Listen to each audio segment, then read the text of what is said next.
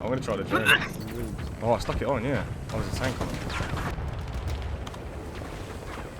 What? Under the map?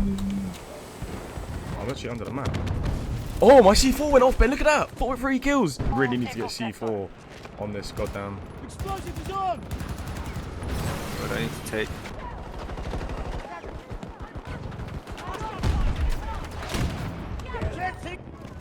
I'm in the hover, bro. Oh, I got quad. We're now holding sector Foxtrot. Engaging at Delta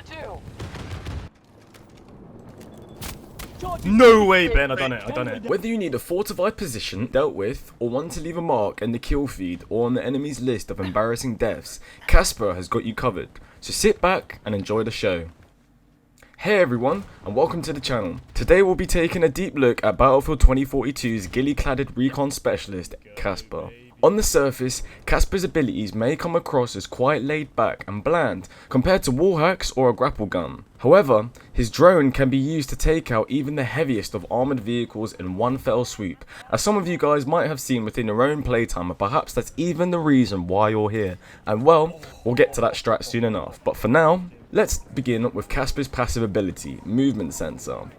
This works just like High Alert did in Call of Duty, but without any directional information. Instead, you get a blue ping at the bottom middle of the screen when the nearby area is clear of enemies. This will change to a red ping when enemies come within range. Remember that the more often your red line pings, the closer you are to an enemy. If your passive is showing many red lines like this, someone usually is literally a few feet away from you.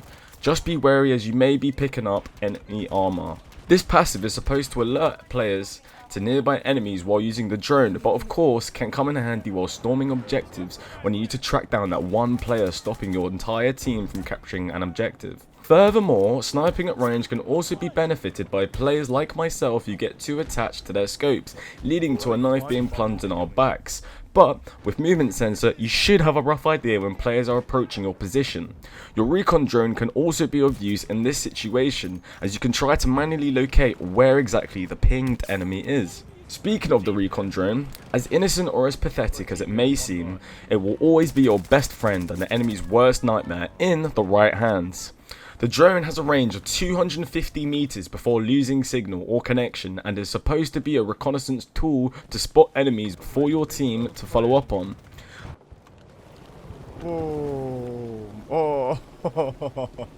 The drone also comes with an EMP that requires the player to fly the drone very close to an enemy vehicle.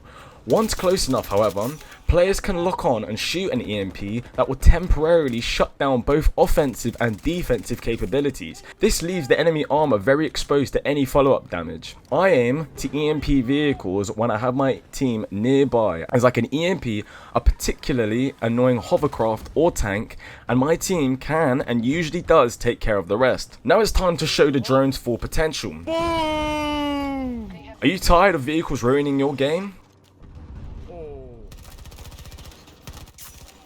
Does the recoilless M5 simply not cut it? Or do you get killed trying to throw C5 at the enemy directly? Yeah.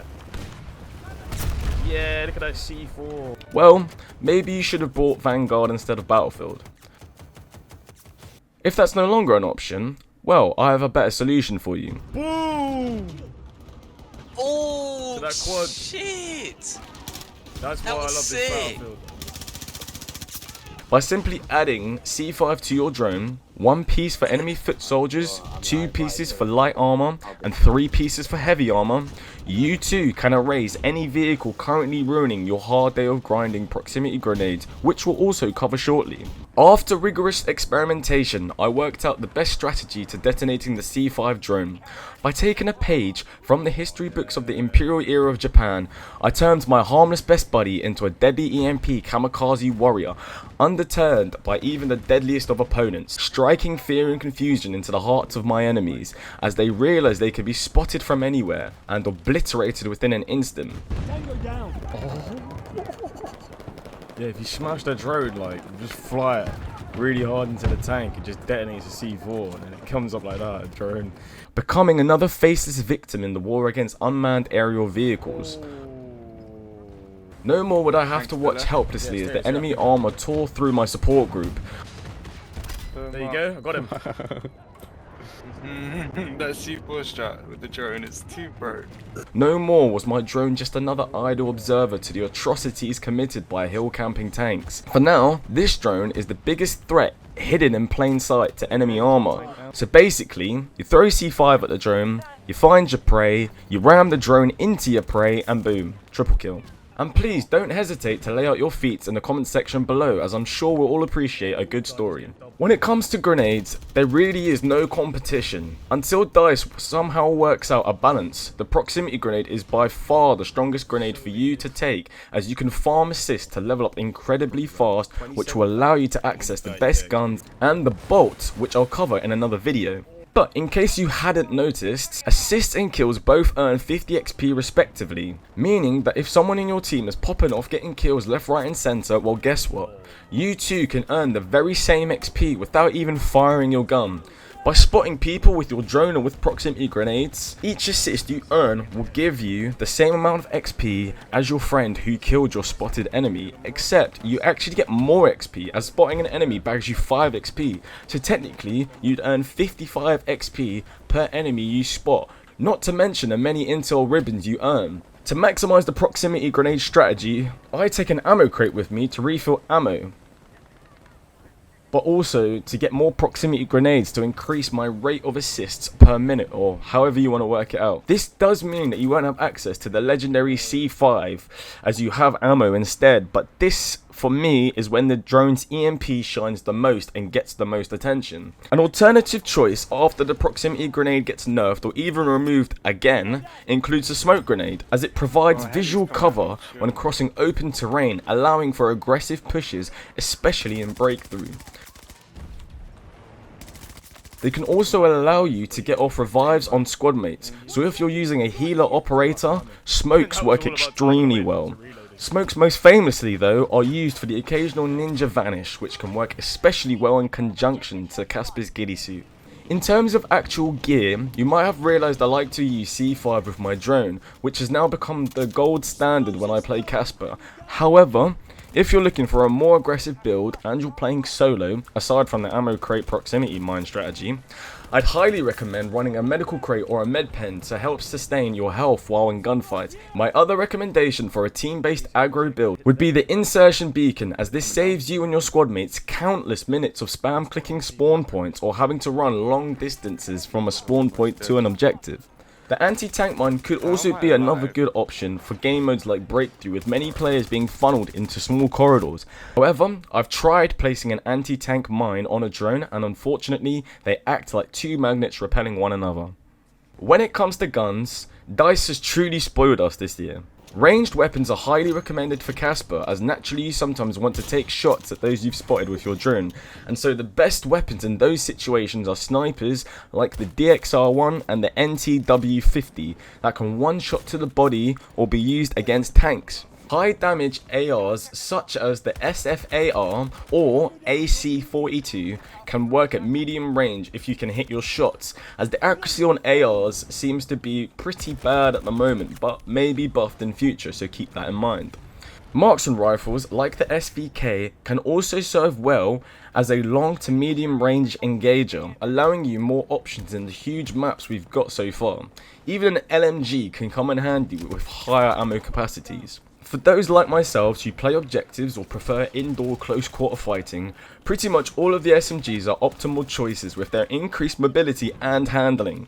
Oddly enough, I didn't really enjoy using the PP29 when compared with its counterparts in the SMG category. In the early levels, I used the PBX45 as its high rate of fire of 850 combined with its decent range and accuracy meant it could handle some mid-range engagements even against the PP29, though I don't recommend trying this. Oh my god, you just got a fucking quad kill.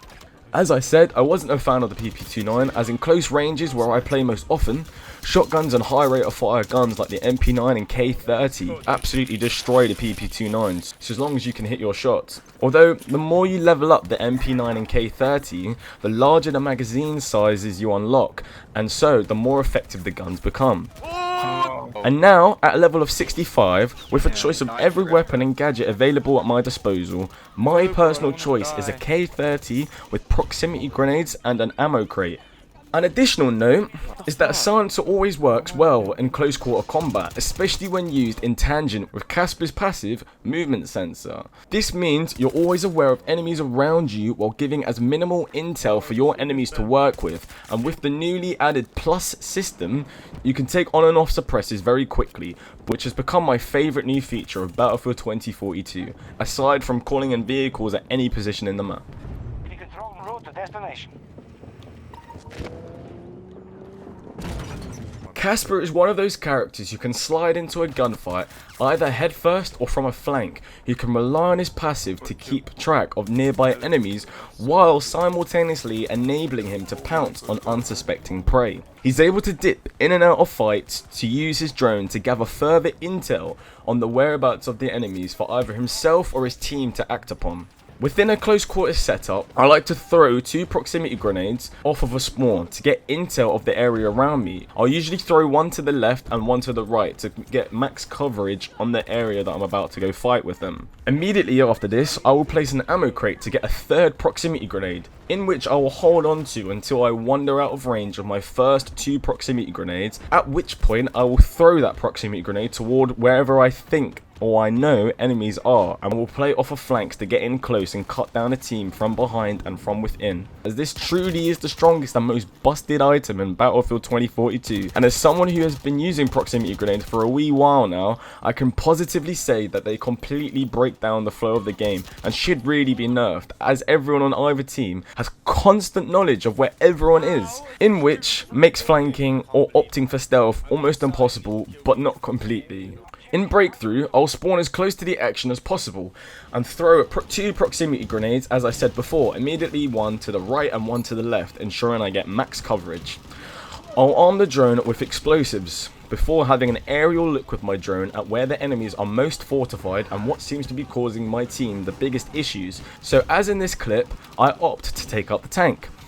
After destroying which, I'll go and get myself involved with some gunplay until I either die or resupply on a friendly ammo crate to put down more proximity grenades and get more C5 on my drone to get rid of more enemy armor, which I'll rinse and repeat until we take an objective. Similar style operators who are also Recon characters include Pake and Raoul. I hope I said that right, but I honestly have no clue. In my opinion, Pake is one of the strongest Recon characters, if not one of the strongest characters in the game, full stop. She can scan mid-gunfight to get an unparalleled view of the enemy's whereabouts and is best suited for those going in guns blazing. Some issues with her include her scans not always picking up enemies, as well as the short duration you have to act upon the information you gather from the scans that you use. Firstly, they will be told they've been scanned in yellow in the middle of their screen. And secondly, you will appear as a red dot on the minimap for every enemy player throughout the duration you are scanning through walls, so take that into consideration. Despite this, she is similar to Casper in the sense that she is also a Recon ambush assassin style character, while being able to support her team with intel. Raoul, on the other hand, has been mistreated in my opinion, as his kit is extremely powerful once one works out how to use his abilities. His ability to hack vehicles at range and disable their offensive and defensive capabilities makes him a hard counter to vehicles. Yeah, there we go. Oh my god, that was amazing. Paired with an AA launcher, Raoul can devastate enemy air support, or with the C5, he can walk right up to a hacked enemy vehicle and delete it from the lobby. His kit at first may seem either overwhelming or underwhelming depending on your perspective, though from what I've seen of how he can be used effectively, he is also an excellent choice of operator to specialise in using. I hope you found this guide to be useful, and if you'd like to see more content pertaining to the specialist within Battlefield 2042, then don't hesitate to let me know who you want to see me cover in a video like this, down in the comments below. Wow. Thank you all for allowing me to host you today. This has been Squeaky27 signing off. Oh, baby. That is called Jeep stuff.